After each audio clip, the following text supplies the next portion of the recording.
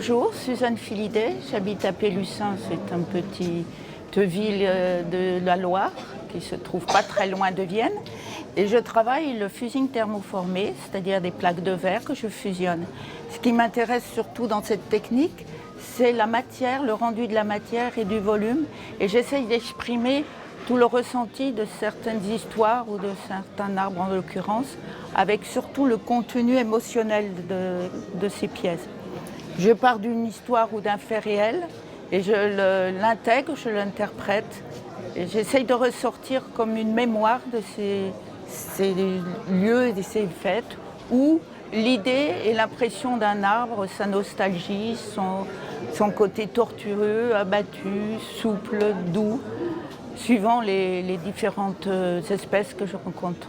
Chaque fois, c'est surtout ça qui m'intéresse, par le biais de la couleur, de la matière, des effets de matière et de volume, avec des craquelures, des déchirures qui peuvent exprimer parfois la douleur ou la force, suivant le geste et le gestuel qui accompagnent les traits et les couleurs. Les matières vont plutôt exprimer des douceurs et des veloutés qu'on peut trouver dans certaines zones, en modulant toujours ça pour une expression, dureté et mollesse par moment. Alors je travaille le verre, là ici le verre fusionné thermoformé qu'on appelle fusing, donc thermoformé. Ça consiste à des plaques de verre qui sont au départ transparentes, blanches, extra blanches. Parfois des plaques déjà colorées dans la masse, très peu maintenant parce qu'on ne les trouve plus, mais disons que c'est moi qui vais les colorer avec des oxydes métalliques. Je pars d'une esquisse à l'aquarelle, une sorte de tableau à l'aquarelle, et je détermine le volume que je veux donner et la matière que je veux donner à chaque pièce. Pour ça, je vais, avec un calque, mettre en forme les différentes plaques de verre que je vais découper. Je les découpe une à une et elles sont peintes avec des oxydes métalliques recto et verso, bien séchés, avant d'être appliquées sur un four plat, comme une grande table plate, sur lequel je vais mettre différents éléments de réfractaire, que ce soit de la fibre céramique réfractaire, du plâtre réfractaire. Ces éléments qui sont un peu différents vont donner des matières différentes au verre, donc du très brillant au mat, au granité.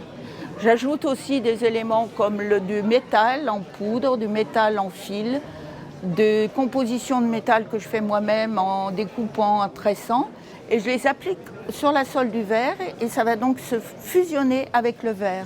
Ça peut être sur la couche qui va être visible donc de surface ou à l'intérieur du verre.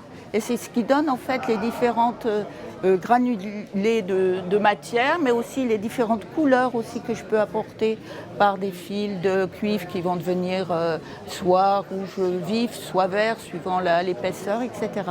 On joue en fait avec tous ces éléments pour donner le volume et surtout la matière et l'effet de surface. Ajouter à tout ça que l'on peut plus ou moins opacifier la pièce en aussi apportant des oxydes métalliques différents. Donc des zones qui vont rester plus sombres et des zones qui vont être plus transparentes et lumineuses. Ce qui donne en fait, en cumulant tous ces procédés, les effets désirés. Je suis arrivée à cette technique parce que je travaille aussi le vitrail traditionnel. Et dans le vitrail, j'avais un manque de volume et de matière. J'avais les couleurs, j'avais le tracé, mais je n'avais pas le volume et la matière. Et surtout, le vitrail sans lumière derrière était mort. Et il me fallait une expression mouvante, c'est-à-dire qui bouge à chaque heure de la journée avec des moments de faiblesse,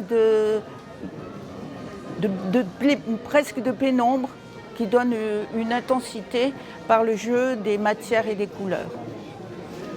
Je crois que je résume et que le reste, après, c'est à apprécier avec le regard et soit on rentre dedans, soit ça nous intéresse pas. Chacun y met ce qu'il veut aussi, son sentiment, ses émotions.